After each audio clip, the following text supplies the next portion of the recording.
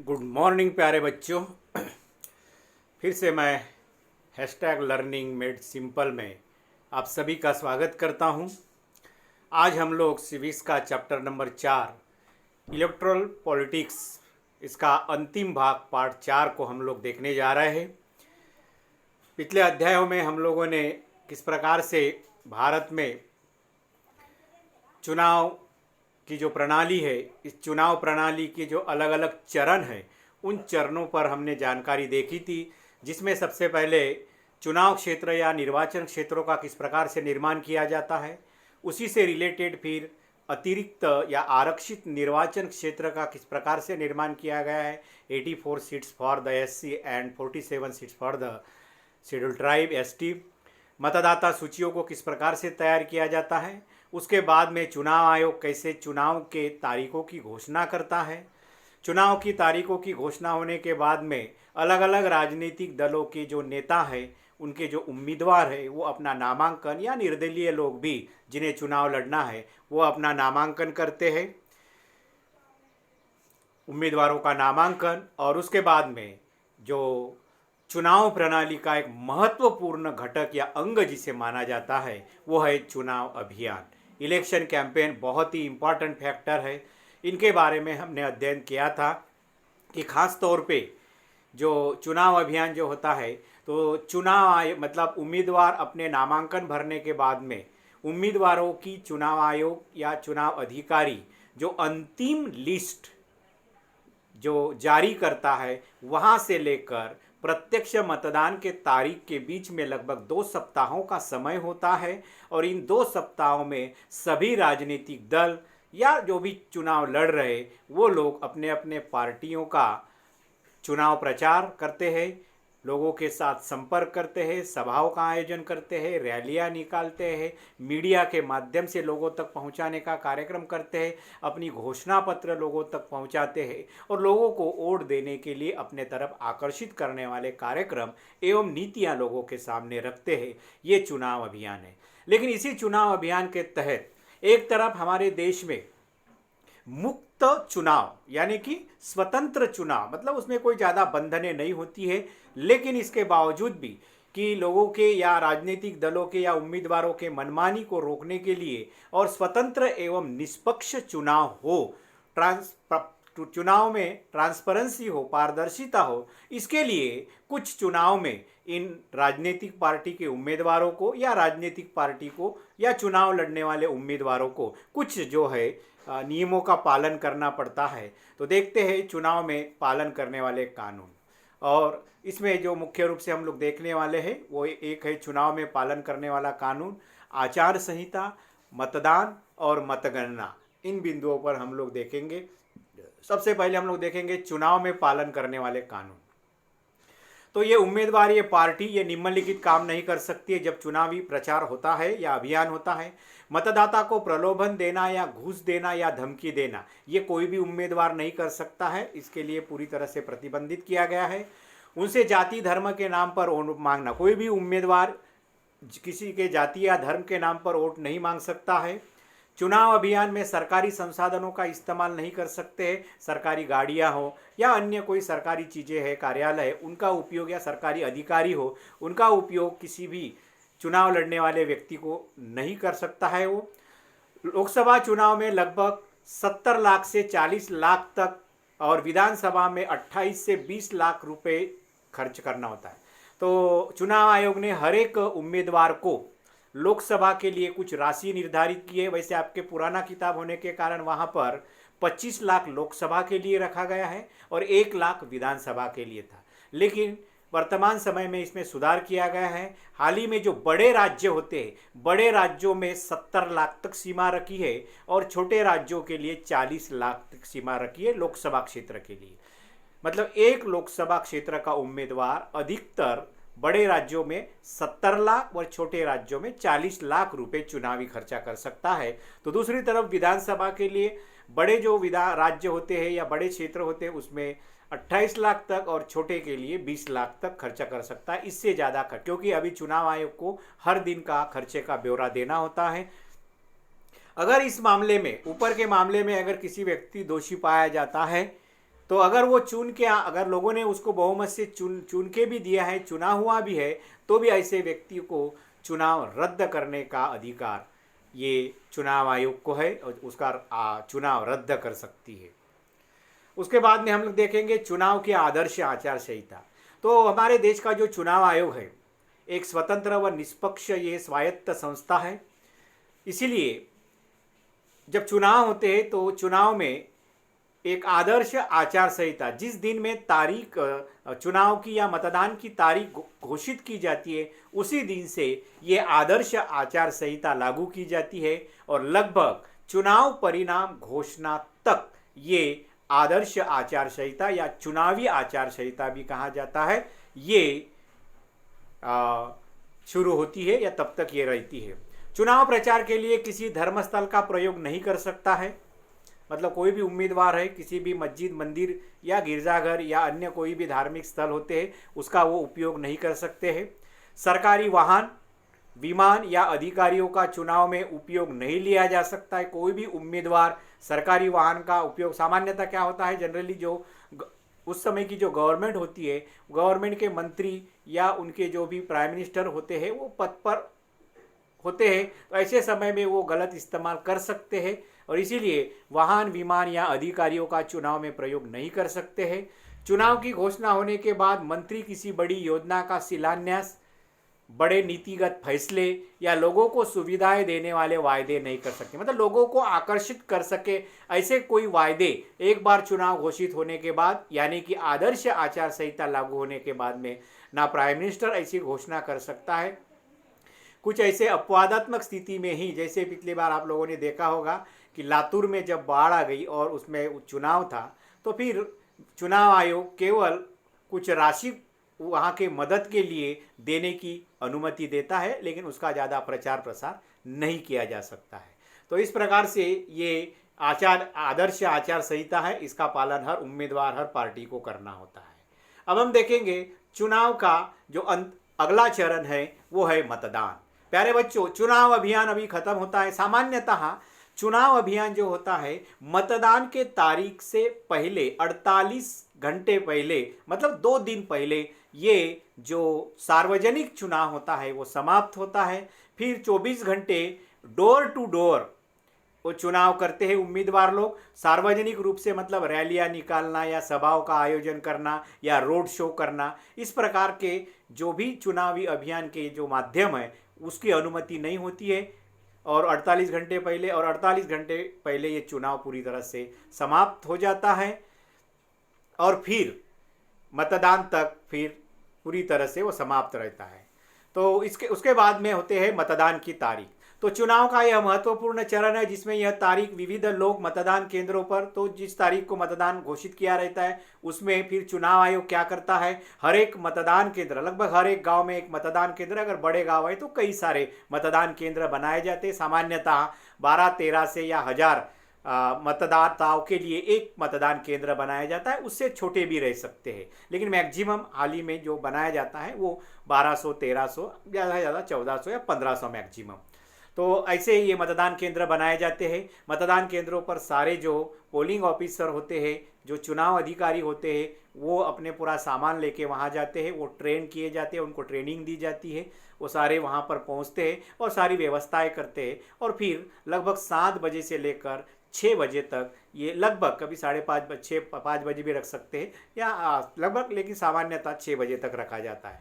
तो फिर उस दिन ये पूरा मतदान की प्रक्रिया पूरी होती है। तो इस समय लोग जो होते हैं अपने अपने मतदान केंद्र पर जाते हैं, जिनकी मतदाता सूची में नाम होता है वो लोग वहाँ जाकर मतदान करते हैं। जैसे वहाँ एंट्री होती है तो पहला अधिकारी उनकी जो आइडेंटिटी कार्ड जो होते हैं वो देखते हैं, उसके बाद में दूसरा अधिकारी फिर उसका नाम दर्ज करता है, तीसरा अधिकारी फिर उसके उंगली को एक शाई लगाता है और फिर आगे जाकर वो फिर, पहले बैलेट पेपर थे जिसके ऊपर उसको एक सिक्का मारना होता था, लेकिन अभी वोटिंग मशीन आ गई है और वोटिंग मशीन के साथ साथ वीवीपैट भी आ गया है।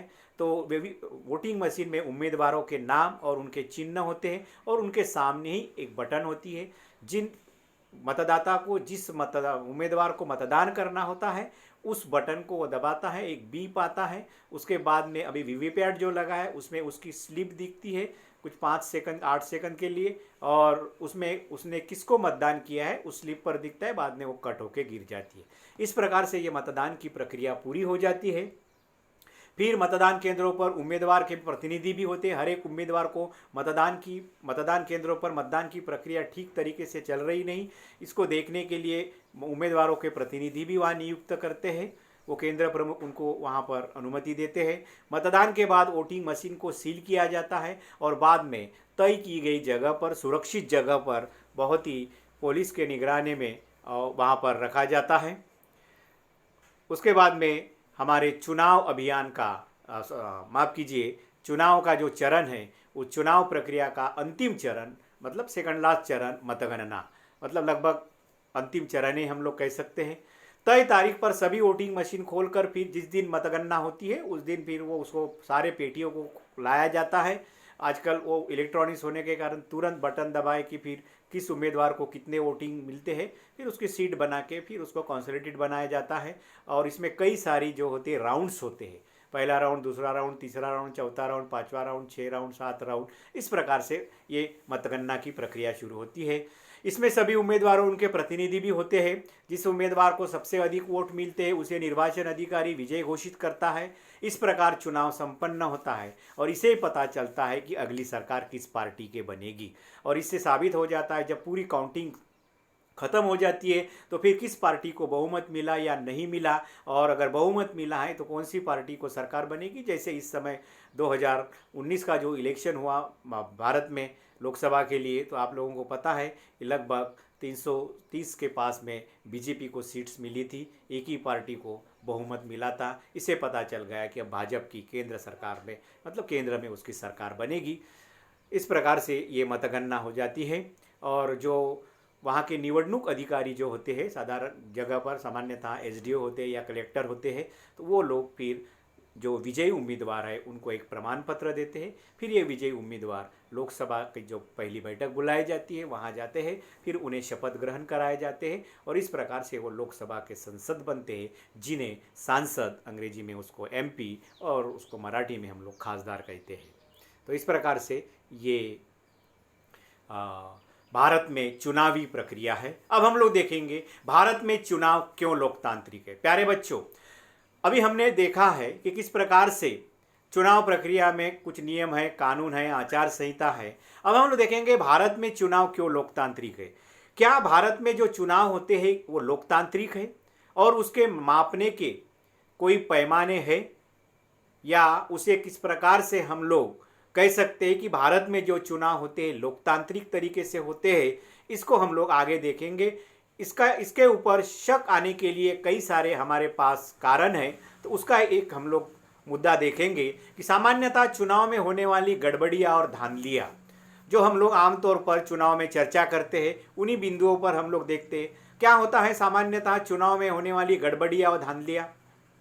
तो सामान्यतः मतदाता सूची में फर्जी नाम डाले जाते हैं और असली नामों को गायब कर दिया जाता है। ये एक धांधली या गड़बड़ी आमतौर पर देखने को मिलती है। शासक दल द्वारा सरकारी सुविधा और अधिकारियों का दुरुपयोग किया जाता है, ये भी देखा जाता है थोड़ी बहुत मात्रा में। अमीर उम्मीदवारों और बड़ी पार्टियों के द्वारा बड़े पैमाने पर धन खर्च करने किया जाता है। सामान्यतः एक उम्मीदवार को लोकसभा में कितना पैसा खर्चा करने की 40 लाख टू 70 लाख और इधर 20 से 20 लाख जो विधानसभा में है, लेकिन इससे कहीं ज़्यादा लोग खर्चा करते हैं जो दिखाते नहीं हैं। तो ये आमतौर पर इस प्रकार की गड़बड़ियाँ और धांधलियाँ भारत के चुनाव में हमें देखने को मिलता है। तो फिर अगर ऐसी गड़बड़ियाँ और धांधलियाँ अगर होती है तो फिर हम लोग कैसे कह सकते हैं कि भारत का चुनाव लोकतांत्रिक होता है या लोकतांत्रिक तरीके से भारत में चुनाव होता है।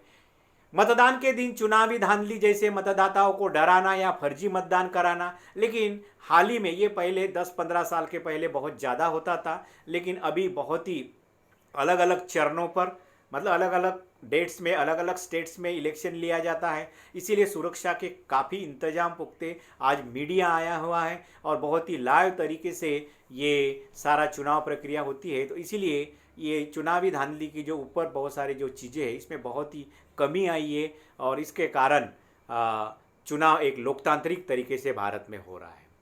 क्या भारत के चुनाव लोकतांत्रिक है? इन बिंदुओं पर हम लोग चर्चा करेंगे, बहुत ही महत्वपूर्ण है। अब भारत के चुनाव लोकतांत्रिक तरीके से होते हैं, जब मैं ऐसा कहता हूं या हम लोग ऐसा कहते हैं तो उसके पीछे क्या तर्क है, क्या आधार है, तो उसके दो तीन प्रमुख बिंदु है। उसमें सबसे पहले हम लोग देखेंगे कि हाँ, भारत में जो चुनाव होते हैं वो लोकतांत्रिक तरीके से होते हैं क्योंकि भारत में स्वतंत्र चुनाव आयोग है। पहला पॉइंट प्यारे बच्चों ध्यान में देखिए कि भारत में स्वतंत्र चुनाव आयोग बनाए गए, मतलब पूरे देश में, चाहे वो पार्लियामेंट के हो, चाहे असेंबली के हो या स्थानीय संस्थाओं के हो, सबके चुनाव करने के लिए स्वतंत्र चुनाव आयोग बना गया है। अब यह स्वतंत्र चुनाव आयोग का मतलब होता है कि जब चुनाव आयोग बनाया गया और चुनाव आयोग के जो मुख्य निर्वाचन अधिकारी होते हैं या जिसे हम लोग आयुक्त कहते हैं, election commissioner, chief election commissioner कहते हैं हम लोग, तो जो मुख्य चुनाव आयुक्त होता है, इस मुख्य चुनाव आयुक्त की नियुक्ति जो है वो राष्ट्रपति द्वारा की जाती है, नंबर एक। दूसरा, जब उसकी नियुक्ति हो जाती है तब उसे उसके पद से आसानी से स्वयं राष्ट्रपति या न्यायपालिका भी नहीं हटा सकती है सामान्य स्थिति में, अगर वो कोई बहुत बड़ा गुनाह करता है तो ही। और सबसे इंपॉर्टेंट, वो जो मुख्य निर्वाचन आयुक्त जो होता है, तो मुख्य निर्वाचन आयुक्त जो होता है, ये आयुक्त ना विधायिका के प्रति और ना राष्ट्रपति के प्रति और ना ही कार्यपालिका के प्रति जवाबदेही होता है। इतना ही नहीं, वो सरकार को निर्देश दे सकता है, सरकार को आदेश दे सकता है जब चुनाव की प्रक्रिया शुरू होती है। और इसीलिए भारत का जो चुनाव आयोग है वो स्वतंत्र है, विधायिका पालिका से पूर्ण रूप से मुक्त है। उसे किसी भी प्रकार के आदेश मानने का अधिकार, मतलब उनको बंधन नहीं है। वो स्वतंत्र कानूनी तरीके से हमारे संविधान में जो चुनाव प्रक्रिया की जो भी कानून दिए है उसके अनुसार ही वो अपने कानूनी प्रक्रिया को पूरा करता है। और इसीलिए भारत का जो चुनाव आयोग है ये स्वतंत्र है। और उसे क्या क्या अधिकार है देखिए, चुनाव की अधिसूचना जारी करने से लेकर चुनावी नतीजों की घोषणा तक पूरी चुनाव प्रक्रिया के संचालन पर हर निर्णय लेने का अधिकार केवल और केवल चुनाव आयोग अर्थात मुख्य चुनाव आयुक्त को ही है। इसमें ना सरकार दखल दे सकती है, ना कोई मंत्री दखल दे सकता है, ना अन्य कोई विधायिका या कार्यपालिका दे सकती है। दूसरा कि चुनाव आयोग अच्छे और पारदर्शी चुनाव, निष्पक्ष चुनाव और स्वतंत्र चुनाव होने के लिए आदर्श चुनाव संहिता लागू करती है, जिसको हमने देखा अभी। अगर कोई उल्लंघन करता है तो उस उम्मीदवार या पार्टी को वो दंडित करता है, सजा देता है,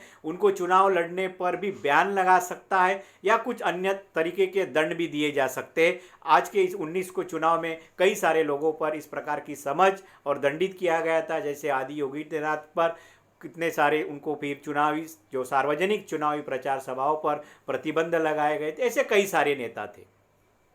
चुनाव के दौरान निर्वाचन आयोग सरकार को दिशा निर्देश मानने का आदेश दे सकता है। देखिए, यहाँ चुनाव आयोग सरकार को कुछ डायरेक्शन, कुछ इंतजाम करने के आदेश दे सकता है, जैसे पुलिस फोर्स हो या अन्य कोई सुविधा है। सरकार द्वारा चुनाव जीतने के लिए सरकारी मशीनरी के दुरुपयोग को रोकना तथा अधिकारियों का तबादला। जब चुनाव आचार संहिता शुरू जाती है, मतलब जिस दिन चुनाव की घोषणा हो जाती है उस दिन से लेकर चुनाव परिणाम घोषणा तक, मतलब मतगणना तक, किसी भी अधिकारियों का तबादला सरकार नहीं कर सकती है। इस प्रकार की इन चीज़ों को भी देख सकती है। या सत्ताधारी दल जो है वो सरकारी मशीनरियों का प्रयोग कर रहा है क्या, गाड़ियों का प्रयोग कर रहा है क्या, सरकारी अधिकारियों को अपने चुनाव प्रचार में उपयोग कर रहा है क्या, किसी के ऊपर दबाव ला रहा है क्या, ऐसे कई सारे तरीके हैं। इस पर पूरी तरह से चुनाव आयोग नज़र रखती है और यहाँ तक पूरी तरह से उसकी वीडियोग्राफी भी की जाती है। इतना ही नहीं, चुनाव ड्यूटी पर तैनात अधिकारी जो होते हैं, जैसे पोलिंग ऑफिसर जो लगते हैं ड्यूटी के लिए, उस पर सरकार के नियंत्रण में न होकर निर्वाचन आयोग के अधीन होते हैं। जब हम लोग चुनाव कराने के लिए केंद्र पर जाते हैं या ट्रेनिंग पर जाते हैं तो चुनाव आयोग का ऑर्डर अंतिम माना जाता है और उसका ऑर्डर ये एक प्रकार के राष्ट्रीय कर्तव्य में आता है।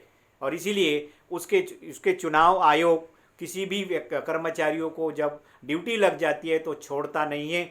कई आपको बुखार आ जाता है, कई सारे लोग तो फ्रैक्चर हुए लोगों को भी ड्यूटी पर लगाया जाता है, इतनी रियायत नहीं देते हैं। और वो अधिकार निवडणूक अधिकारी जो होता है, चुनाव अधिकारी जो होता है, सामान्यतः कलेक्टर, उन्हें होता है छूट देना है या नहीं देना है मेडिकल ग्राउंड पर।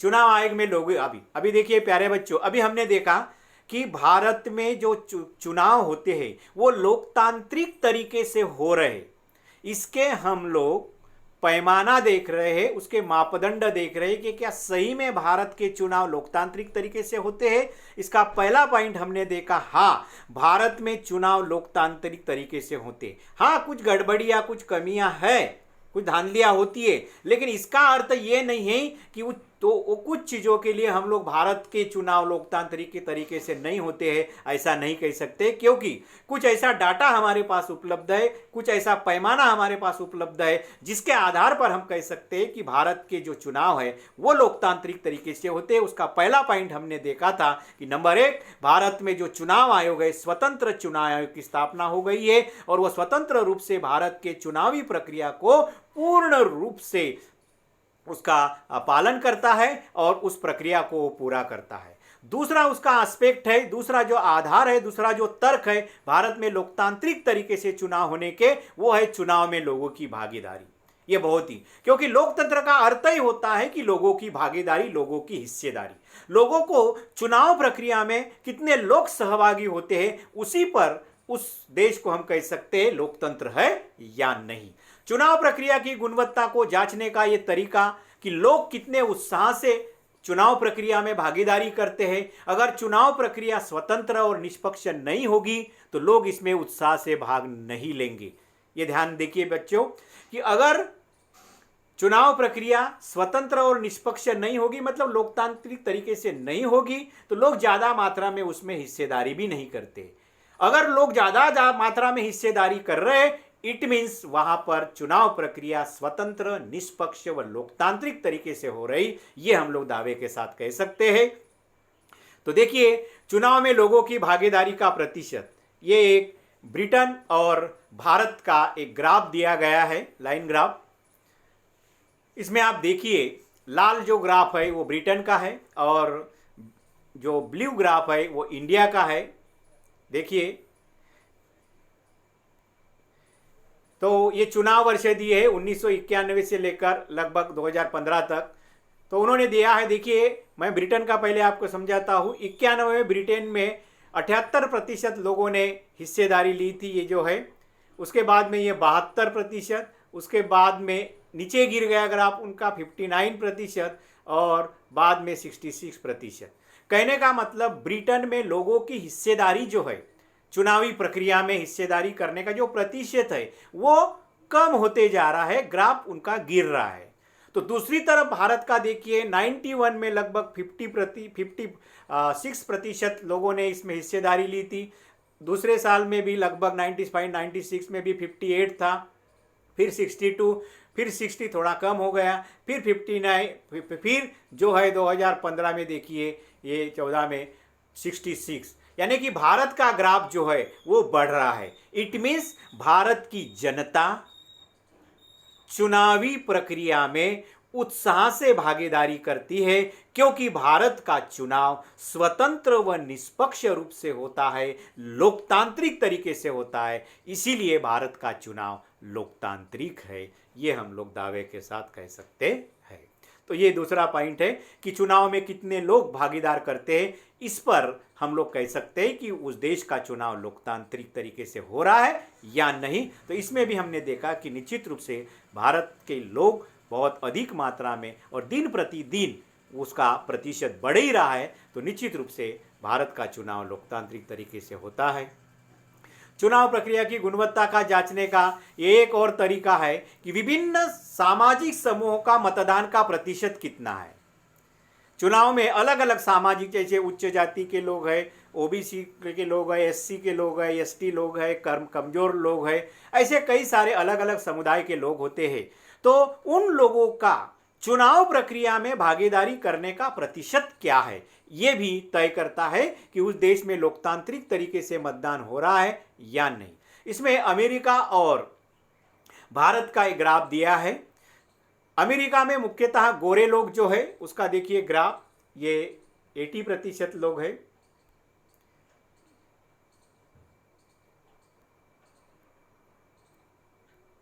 ये 80% लोग है ये ग्राफ। उसके बाद में अश्वेत लोग जो है, जिसको हम लोग काले लोग कहते हैं वो, लेकिन अभी उस शब्द का प्रयोग नहीं किया जाता है। और फिर हिस्पैनिक समुदाय के लोग 28%। अब अमेरिका में देखिए उच्च वर्ग के लोग अधिक मात्रा में चुनाव में हिस्सेदारी करते हैं, भागीदारी करते हैं, मतदान करते हैं। तो दूसरी तरफ अश्वेत लोग भी थोड़े उसके तुलना में कम है और सबसे कम हिस्पैनिक लोग हैं। दूसरी तरफ हम भारत में देखिए, भारत का देखिए आप ग्राफ, ऊंची जाति के लोग लगभग 56%, पिछड़ी जाति के 58%, अनुसूचित जाति के लगभग जो है ये 60% और अनुसूचित जनजाति के 61%। इस प्रकार से ये प्रतिशत है। आप इसमें देखिए भारत में ऊंची जाति के अपेक्षा जो पिछड़ी जाति के व जो कमजोर वर्ग के लोग हैं वो ज़्यादा चुनावी प्रक्रिया में हिस्सेदारी करते हैं। इससे यह साबित होता है कि भारत में चुनाव स्वतंत्र एवं निष्पक्ष रूप से होता है और इसीलिए भारत का चुनाव लोकतांत्रिक है, ये हम लोग दावे के साथ कह सकते हैं। अभी हम लोग देखेंगे इसका तीसरा एस्पेक्ट, लोग चुनाव को कितना महत्व देते। ये भी एक आधार माना जाता है कि चुनाव लोकतांत्रिक तरीके से हो रहा है या नहीं। तो भारत में लोग चुनाव को महत्व देते हैं। उन्हें लगता है कि चुनाव के जरिए वे राजनीतिक दलों पर अपने अनुकूल नीति और कार्यक्रम के लिए दबाव डाल सकते। प्यारे बच्चों, लोग चुनाव को कितना महत्व देते हैं, मतलब जब चुनाव होता है तब लोगों को, कई सारे लोगों को सर्वे किया जाता है, उन्हें पूछा जाता है और उसके आधार पर फिर इस प्रकार का डाटा कलेक्ट किया जाता है। तो भारत में कितने लोग ये मानते हैं कि हमें चुनाव में अधिक से अधिक सक्रिय होकर हमें क्या करना चाहिए, वोट देना चाहिए। क्यों वोट देना चाहिए? क्योंकि उसका कारण देखिए कि उसके कारण चुनाव वोट के माध्यम से वो लोग राजनीतिक दलों पर अपने अनुकूल नीति व कार्यक्रम के लिए दबाव डाल सकते हैं। मतलब वेरी सिंपल, वो उन्हीं राजनीतिक दल को चुनेंगे जो जनता की इच्छा आकांक्षाओं को पूरा करेंगे, या वो लोग मानते हैं कि ये पार्टी उनकी इच्छा आकांक्षाओं को पूरा करेगी। इसीलिए लोग चुनाव को कितना महत्व देते हैं, उनके 3 भाग किए हैं। देखिए कुछ लोग जो कहते हैं, 15% लोग जो है वो कहते हैं कि हमें चुनाव में, ठीक है, कितना चुनाव को कितना महत्व देना चाहिए, इनडायरेक्टली हमें मतदान करना है या नहीं करना है। तो लोग बोलते हैं चुनाव को ज़्यादा महत्व नहीं देना चाहिए। ऐसे 15% लोग हैं, मतलब इनको कोई फर्क नहीं पड़ता है। इट मीन्स ये लोग कभी कभी वोट करते भी नहीं है और वो थोड़ा उदासीन होते हैं चुनाव के प्रति। 18% लोग पढ़ते हैं कि फर्क नहीं पड़ता, मतलब 15% लोग बोलते हैं कि पता नहीं, मतलब उनको पता नहीं है कि हिस्सेदारी करने से क्या होगा और नहीं करने से क्या होगा, वो न्यूट्रल है। 18% लोग कहते हैं कि चुनाव में हिस्सेदारी करे या न करे कोई फर्क नहीं पड़ता है, जिसको आना है वो आएंगे। इस प्रकार की एक प्रकार की पब्लिक की रिएक्शन होती है। और फिर 67% लोग कहते हैं, देखिए प्यारे बच्चों, 67% लोग कहते हैं कि फर्क पड़ता है। मतलब अगर हम लोग वोटिंग नहीं करेंगे तो फर्क पड़ता है। किस पर फर्क पड़ेगा? क्योंकि वो देश की सरकार का चयन कर रहे, अपने प्रतिनिधियों का चयन कर रहे और अपने देश के नीतियां निर्धारित करने वाली सरकार का वो चुनाव कर रहे। तो ऐसे समय में हमें उसमें चुनाव को अधिक महत्व देना चाहिए और हर एक राजनीतिक दलों के कार्यक्रम को देखना चाहिए, समझना चाहिए और जो जनता के योग्य है उन्हें वोटिंग करना चाहिए। और सबसे इंपॉर्टेंट बात, 67% इज मोर देन 60%, लगभग 2/3 मेजॉरिटी, मतलब भारत में लगभग 70% लोग ये चुनाव को महत्व देते हैं, चुनाव के महत्व को समझते हैं और इसीलिए भारत में हिस्सेदारी भी अधिक है। और इसीलिए हम दावे के साथ कह सकते हैं कि भारत का चुनाव लोकतांत्रिक तरीके से होता है, इसमें कोई संदेह नहीं। और लास्ट एस्पेक्ट है उसका जो तर्क है, चुनाव से संबंधित किसी भी गतिविधियों में भाग लेने वाले लोगों का प्रतिशत। ठीक है, तो चुनाव में कितने प्रतिशत लोग कैसे भाग लेते हैं? देखिए 2000 के चुनाव में 1/3 से ज़्यादा लोगों ने चुनाव अभियान में भाग लिया था। देखिए 1/3 लोग 66% लगभग लोग ये चुनाव प्रक्रिया में भाग लेते हैं। आधे से ज़्यादा लोग खुद को किसी न किसी दल से नज़दीक समझते। आधे से ज़्यादा मतलब जो मतदान करने वाले लोग हैं उसे 50% लोग तो कहते हैं हाँ मुझे बीजेपी पसंद है, मुझे कांग्रेस पसंद है, मुझे बीएसपी, मुझे राष्ट्रवादी कांग्रेस, मुझे CPM, CPI, Bahujan Samaj party या राष्ट्रवादी या शिवसेना या आरपीआई, कई सारे राजनीतिक दल होते हैं, तो उनको वो लोग अपने आप उस पार्टी के सदस्य मानते हैं। इट मीन्स वो एक प्रकार से चुनाव में सक्रियता दर्शाती है। प्रत्येक 7 मतदाताओं में से एक व्यक्ति किसी न किसी राजनीतिक दल का सदस्य भी है। देखिए, तो 7 में से एक जो सदस्य लोग हैं वो किसी न किसी राजनीतिक दल का सदस्य है। तो सोचिए कितनी अधिक मात्रा में लोग किसी न किसी राजनीतिक दल के सदस्य है। इट मीन्स वो सक्रिय सदस्य है, तो चुनाव में निश्चित रूप से वो लोग सक्रिय रहेंगे। तो यहाँ पर भारत में चुनाव संबंधित गतिविधियों का भी एक चार्ट दिया है। देखिए 96 में 8% जो है, 13% जो है 98 में, उसके बाद में 99 में वो कंटिन्यू इलेक्शन हो गए थे, वाजपेयी की सरकार गिर गई थी 21, और 2004 फिर वाजपेयी के पतन के बाद में चुनाव होता है 2004 में 32%। मतलब भारत का जो ग्राफ है कि चुनाव प्रक्रिया में लोगों की जो सक्रिय सहभागिता जो है, हिस्सेदारी है विविध अलग अलग क्षेत्र में, वो बढ़ता ही जा रहा है। इससे हम कह सकते हैं भारत का जो चुनाव है वो क्या है, लोकतांत्रिक तरीके से होता है, इसमें कोई संदेह नहीं। और एक लास्ट एस्पेक्ट है चुनाव नतीजों को स्वीकार करना। तो चुनाव नतीजों को स्वीकार करना, इसको भी एक भारत में लोकतांत्रिक तरीका माना जाता है। प्यारे बच्चों, भारत में चुनाव नतीजे खुद ही काफ़ी कुछ कह देते हैं। भारत में शासक दल राष्ट्रीय और प्रांतीय स्तर पर अक्सर चुनाव हारते हैं। देखिए, भारत के चुनाव की अगर विशेषता हम लोग देखेंगे, अवलोकन करेंगे, तो निश्चित रूप से चाहे वो केंद्र में हो या राज्य में है, जो सत्ताधारी दल होता है वो अगले चुनाव में आमतौर पर, हर बार नहीं, आमतौर पर चुनाव हार जाते हैं।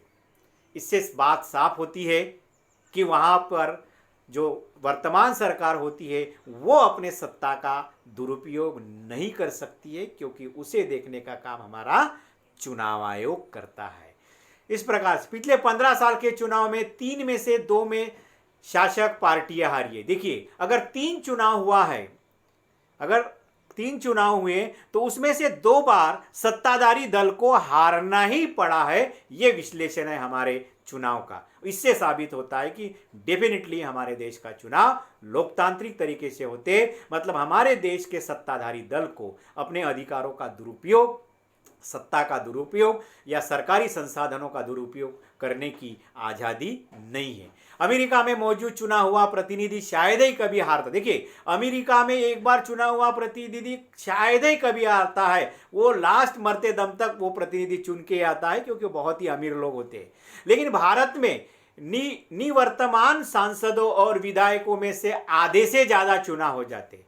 मतलब जो वर्तमान जो सरकार होती है उसमें किसी भी पार्टी के सदस्य या मंत्री होते हैं वो भी चुनाव हार जाते हैं। 50% लोग तो हार जाते हैं। मतलब जो नई सरकार बनती है उसमें लगभग, या लोकसभा बनती है उसमें 50% नए चेहरे होते हैं। तो सोचिए, ये साबित करता है लोकतांत्रिक तरीका। वोट खरीदने में सक्षम पैसे वाले हो या अपराधी पृष्ठभूमि वाले उम्मीदवार, उनका पतन भी हारना आम बात है। आमतौर पर हम लोग कहते हैं अरे यार उसके पास बहुत पैसा है इसलिए वो जीत गया, अरे यार वो तो बड़ा गुंडा है इसलिए चुनाव जीत गया। लेकिन ये पूर्ण रूप से सही नहीं है। ये अपवादक स्थिति में हो सकता है बच्चों, लेकिन ये पूर्ण रूप से सही नहीं है, क्योंकि हमारे देश में बड़े बड़े पैसे वाले उम्मीदवार या बड़े बड़े आपराधिक पृष्ठभूमि रखने वाले जो नेता है उनको भी जनता ने धूल चटाई है, उन्हें भी चुनाव में हारना पड़ा है। इट मीन्स भारतीय जनता किसी के दबाव में या धन के लालच में आकर वोट नहीं करते। यही तरीका है लोकतांत्रिक, जो लोकतंत्र को मजबूत करता है। कुछ अपवादों को छोड़कर अक्सर हारी हुई पार्टियां भी चुनाव के नतीजों को जनादेश मानकर स्वीकार कर लेती। प्यारे बच्चों, आप लोग जब पूरी तरह से मतगणना हो जाती है, हम टीवी पर देखते हैं डिबेट, वहाँ पर सारे राजनीतिक दलों के नेता आते हैं, उनके जो प्रवक्ता आते हैं, जब उनके पूछा जाता है जिस पार्टी जीतती है तो वो डेफिनेटली बहुत खुशी में रहती है। लेकिन अगर पिछली सरकार हार जाती है तो वो स्टेटमेंट भी देते हैं कि ठीक है, हम लोग जो जनता ने जो जनादेश दिया है, जनता ने जो कॉल दिया है, जनता ने एक पार्टी को बहुमत दिया है, उसका हम सम्मान करते हैं। देखिए, जनता का सम्मान करते हैं और अगले बार के चुनाव के लिए हम लोग तैयारी करेंगे, इस प्रकार के स्टेटमेंट होते हैं। इट मीन्स लगभग जो भी हारी हुई पार्टियां हैं वो सहर्ष हार को स्वीकारते हैं, and that is the democratic वे। यह है लोकतांत्रिक तरीका। मतलब हार को भी, भारत में सत्ताधारी दल हो वो भी अपने हार को लोकतांत्रिक तरीके से स्वीकार कर लेता है और अगले चुनाव की तैयारी करता है। ये पिछले 70 साल में हमने दिखा दिया है। इसलिए भारत में जो भी चुनाव प्रक्रिया होता है या चुनाव होते, ये लोकतांत्रिक होते, ये हम लोग दावे के साथ कह सकते हैं। लेकिन एक तरफ हम लोग कह रहे हैं कि भारत में स्वतंत्र चुनाव आयोग, चुनाव प्रक्रिया में लोगों की भागीदारी करने की हिस्सेदारी, उसका विभिन्न सामुदायिक प्रतिशत, चुनाव को कितना महत्व देना है और अलग अलग प्रतिशत कैसे बढ़ा हुआ है, ये सारे 4 पॉइंट हमने देखे। और अभी हमने देखा कि किस प्रकार से लोग चुनाव को किस प्रकार से देखते हैं या स्वीकार करते हैं, इन बिंदुओं को देखा। तो इन चारों बिंदुओं से तो ये बात साबित होती है कि भारत में चुनाव प्रक्रिया लोकतांत्रिक तरीके से होती है, इसमें कोई संदेह नहीं। लेकिन इसके बावजूद भी हमने जो शुरू में देखा था कि भारत की चुनाव में कुछ धांधलियाँ, कुछ गड़बड़ियाँ होती है और कुछ वास्तविकता भी है जिसे हमें स्वीकार करना होगा। और उन वास्तविकता को स्वीकार करते जब हमें, तो उन्हें हमें कम करने के लिए भी प्रयास करना होगा, और ये चुनाव आयोग कर रहा है। तो उसी को हम लोग कहते हैं कि हमारे स्वतंत्र और निष्पक्ष चुनाव की चुनौती। एक तरफ हमने कहा कि भारत में जो भी चुनाव होता है स्वतंत्र और निष्पक्ष होता है, इसमें कोई संदेह नहीं। लेकिन इसके बावजूद भी कुछ चुनौतियां हमारे सामने हैं, उस चुनौतियों को भी देखना बहुत ज़रूरी है। इस पर बहुत बार प्रश्न पूछा जाता है। तो सवाल यही है, क्या लोग पूरी समझदारी और सारी चीज़ें जानकर फैसला लेते हैं? मतलब पूर्ण रूप से चुनाव को समझते हैं, प्रतिनिधियों को समझते हैं, कौन अच्छा है, कौन बुरा है, कौन करप्टेड है, कौन नॉन करप्टेड है, ये सारी चीज़ें देखकर क्या लोग फैसला लेते हैं? क्या मतदाताओं के पास स्वस्थ विकल्प होते हैं? स्वस्थ विकल्प मतलब कि जितने भी पार्टियां चुनाव लड़ रही है तो लगभग सभी पार्टियां एक जैसे बोल रही है, या कोई ऐसी पार्टी है जो बहुत ही मजबूत है, अच्छे विचार है, जो लोगों के भलाई के बारे में सोचती है? क्या ऐसे विकल्प होते हैं? ये भी हम लोग देखेंगे। क्या चुनाव मैदान सबको समान अवसर देता है? क्या बड़ी पार्टी, छोटी पार्टी, निर्दलीय उम्मीदवार को एक समान अवसर, एक समान संधियां मिलती है? इन चीज़ों को भी देखेंगे। क्या कोई सामान्य नागरिक चुनाव जीतने की कल्पना कर सकता है, या केवल राजनीतिक दलों के प्रतिनिधि ही चुनाव जीतते हैं? इन सभी, ये सारी शंकाएं हैं, ये सारी चुनौतियां हमारे सामने हैं। तो आइए, भारत के स्वतंत्र और निष्पक्ष चुनाव की चुनौती क्या है? तो पहली चुनौती है धन पैसा। ज़्यादा रुपए पैसे वाले जो उम्मीदवार और पार्टियां गलत तरीके से चुनाव जीती जाएंगे, ये कहना मुश्किल है। देखिए, सामान्यतः हम लोग, अभी मैंने कहा था कि जो पैसे वाले लोग होते हैं या बड़ी पार्टी वाले लोग होते हैं, उसको हम अरे यार वो पार्टी की टिकट मिल गई तो उसको चुन के आना ही है क्योंकि वो बहुत पैसे वाला है, ठीक है। लेकिन ये कहना मुश्किल है, लेकिन एक बात भी सच है, लेकिन उनकी स्थिति ये दूसरे से ज़्यादा मजबूत रहती है। हम ये नहीं कह सकते कि बड़े पैसे वाला या बड़ी पार्टी का टिकट मिल गई इसलिए वो चुन के आएगा, लेकिन ये भी सच्चाई है कि उसकी जो ताकत है, शक्ति है, दूसरे जो उम्मीदवार, कम पैसे वाले उम्मीदवार या निर्दलीय उम्मीदवार है, उससे ज़्यादा चांसेस निश्चित रूप से चुन के आने के रहेंगे ही। ये एक वास्तविकता है और ये एक बड़ी चुनौती है। दूसरी चुनौती देखिए, देश के कुछ इलाकों में आपराधिक पृष्ठभूमि संबंधी वाले उम्मीदवार दूसरों को चुनाव मैदान से बाहर करने और बड़ी पार्टियों की टिकट पाने में सफल हो रहे हैं। तो भारत के कुछ क्षेत्र में हम देख रहे कि जो भी बहुत पैसे वाले लोग या खासतौर पर जो गुंडे आपराधिक लोग हैं, जिनके ऊपर कई सारी फौजदारी कानून है या सिविल कानून भी उनके ऊपर दाखिल है, चल रहे, कोर्ट में केस चल रहे हैं, तो ऐसे आपराधिक पृष्ठभूमि वाले लोग क्या करते हैं कि अपना दबाव तंत्र का प्रयोग करके राजनीतिक दलों से टिकट लेते हैं, और जो सही मायने में अच्छा कार्य करता है उसको वो टिकट नहीं दी जाती है, और परिणाम स्वरूप डेफिनेटली ऐसे आपराधिक पृष्ठभूमि वाले लोग जो है चुन के आते हैं। हालांकि इनकी संख्या बहुत कम होती है। भारत में कुछ नेता ऐसे भी हैं कि जो जेलों में बंद होते हुए भी अपराधी इसमें चुन के आए हैं। ऐसे कई सारे उदाहरण हैं। अलग अलग पार्टियों में कुछ एक परिवारों का जोर, ये बहुत ही परिवारवाद जिसे हम कहते हैं, भाई भतीजावाद कहा जाता है इसको, ये एक बहुत फैक्टर आज भारत में जोर कर रहा है। अलग अलग पार्टियों के कुछ एक परिवारों का जोर है और उनके रिश्तेदार आसानी से टिकट पा जाते हैं। अगले साल भी ये पॉइंट आपको पढ़ना है, इसलिए इसको ध्यान से देखिए प्यारे बच्चों, 10th में भी है। तो अलग अलग पार्टियों में कुछ एक परिवारों का जोर का मतलब होता है भारत में कई सारे ऐसे राजनीतिक दल है कि उस राजनीतिक दलों पर उसी एक ही परिवार का नियंत्रण है। अभी कांग्रेस पर देखिए, सोनिया गांधी, पूरे पहले से लेकर अभी गांधी घराना, अभी उसके बाद में राहुल गांधी, लेकिन कांग्रेस के अध्यक्ष किसी दूसरे कार्यकर्ता को, वरिष्ठ नेता को अभी तक नहीं दिया गया है। ठीक है, मतलब उन्हीं के परंपरा, वंश परंपरा, राजा का लड़का ही राजा बनेगा, वैसे ही सोनिया गांधी का लड़का राहुल गांधी, उसी प्रकार से महाराष्ट्र में देखिए शरद पवार की लड़की सुप्रिया सुळे, उसके बाद में अजीत पवार, अभी उनका जो भतीजा है वो भी एक आया है। दूसरी तरफ आप लोग हर जगह लगभग शिवसेना में आप देखिए उद्धव ठाकरे, उनका बेटा, ठीक है, अभी जो भी है उसका और दूसरे भाई छोटा लड़का वो भी आने की तैयारी में। कई सारे ऐसे भारत में नेता है, लालू यादव की देख लीजिए, तीनों के तीनों मंत्री उनके। तो ये सारा परिवारवाद है। इससे क्या होता है बच्चों कि जो पार्टी में जो निष्ठा से काम करने वाले व्यक्ति है, ईमानदार व्यक्ति है, जो सालों से काम कर रहे हैं, उन्हें टिकट ही नहीं मिलती है और उसके वो बेचारे सारे जिंदगी भर ऐसे ही कार्यकर्ता और मायूस बनकर रहते हैं और इनको केवल अपने पिताजी के बल पर, वंश के आधार पर इन्हें टिकट दी जाती है। ये एक बहुत बड़ी वर्तमान समय में भारत के सामने बहुत बड़ी चुनौती है। अक्सर आम आदमी के लिए इसके कारण क्या होता है, अन्य लोगों को अवसर ही नहीं मिलता है। और लोकतंत्र क्या कहता है, अधिक से अधिक लोगों को, नए लोगों को अवसर मिले। अक्सर आम आदमी के लिए चुनाव में सही विकल्प नहीं होता। एक बहुत ही मतलब चुनाव में सही विकल्प का ना होना, सामान्यतः हमारे देश में हमारे देश में नहीं, आज विश्व की भी ये एक बहुत बड़ी चुनौती है कि जितने भी राजनीतिक दल होते हैं, जो मुख्य राजनीतिक दल होते हैं, आजकल इन मुख्य राजनीतिक दलों के विचारों में, नीतियों में कोई अंतर ही नहीं रहा। मतलब लगभग सभी राजनीतिक दलों की नीतियां जो है, सभी राजनीतिक दलों के जो विचार है, सभी राजनीतिक दलों के जो कार्यक्रम है, वो पूरी एक जैसे ही लगते हैं, उसमें कोई अंतर ही नहीं है। ऐसे समय में जो मतदाता है उनके सामने समस्या आ जाती है, अरे सभी राजनीतिक पार्टियां एक ही बात कह रही है, इसमें कोई अंतर ही नहीं है, तो फिर किसे चुन कीजिए। मतलब स्ट्रांग विकल्प नहीं होता है। ये एक बहुत बड़ी चुनौती आज हमारे सामने है। और लास्ट है जो चुनौती, बड़ी पार्टी की तुलना में छोटे दलों और निर्दलीय उम्मीदवारों को कई तरह के परेशानियां उठानी पड़ती है डेफिनेटली।